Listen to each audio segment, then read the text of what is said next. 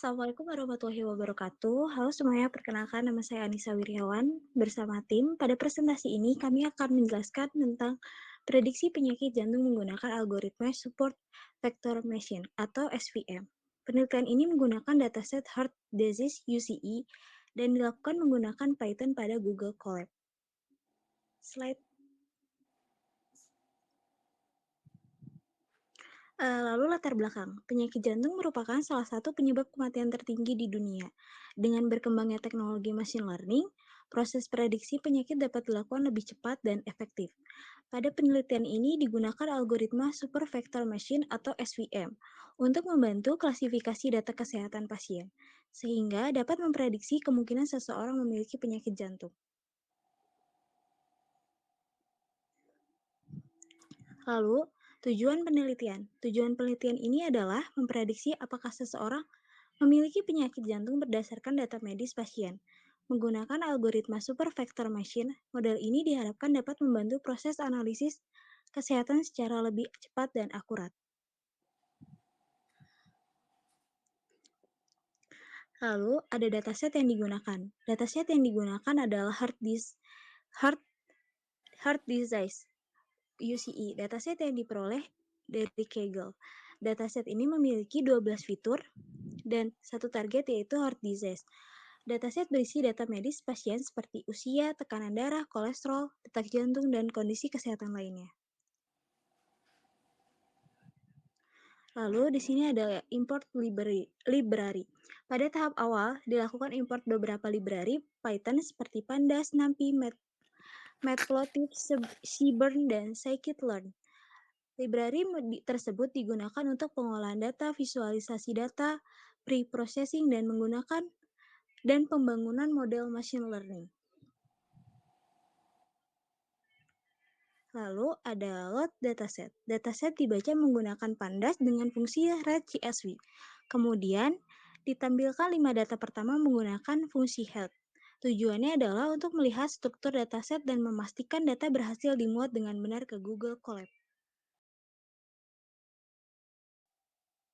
Check missing value itu codingannya untuk dataset tidak memiliki missing value sehingga data siap digunakan.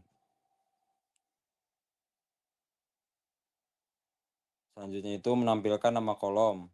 Kolom heart disease digunakan sebagai target prediksi.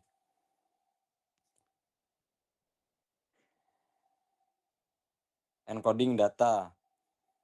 Encoding data dikategorikan seperti sex, chest pain type, resting ECG, exercise, angina, ST slope. Diubah menjadi angka agar dapat diproses oleh algoritma SVM. Split data. Split data dataset dibagi menjadi 80% data training, 20% data testing.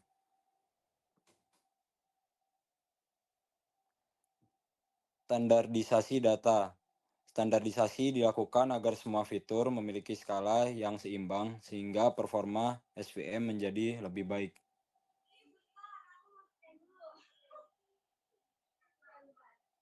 Training model SVM. Model machine learning dilatih menggunakan algoritma Support Vector Machine dengan kernel linear. Lalu ada prediksi data, itu model digunakan untuk memprediksi data testing. Lalu ada hasil akurasi, model menghasilkan akurasi sebesar 83,69%. Artinya model mampu melakukan klasifikasi penyakit jantung dengan cukup baik. Ada classification report. Precision menunjukkan ketepatan prediksi, recall menunjukkan kemampuan menemukan kasus penyakit jantung, F1 score menunjukkan keseimbangan model.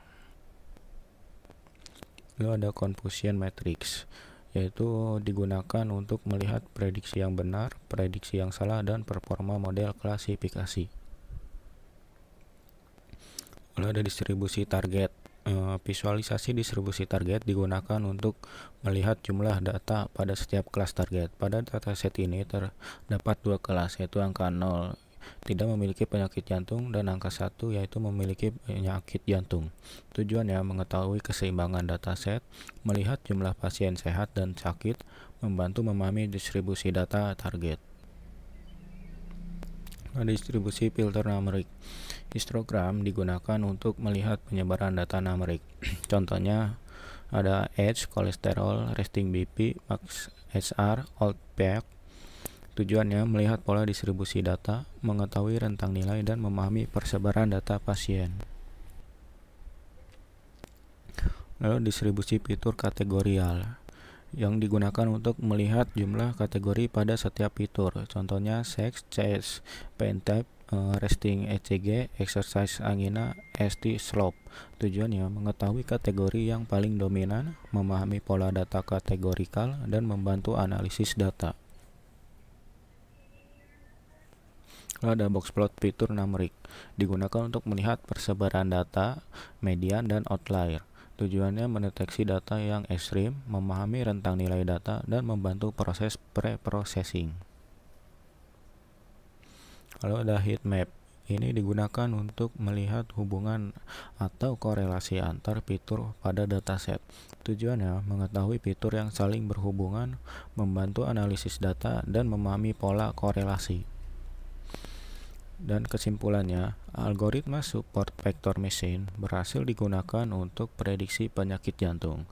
Dataset berhasil diproses menggunakan pre-processing dan encoding. Model ini menghasilkan akurasi sebesar 83,69% dan SPM cukup efektif dalam klasifikasi data medis pasien. Mungkin cukup sekian dari penjelasan kelompok kami. Terima kasih. Wassalamualaikum warahmatullahi wabarakatuh.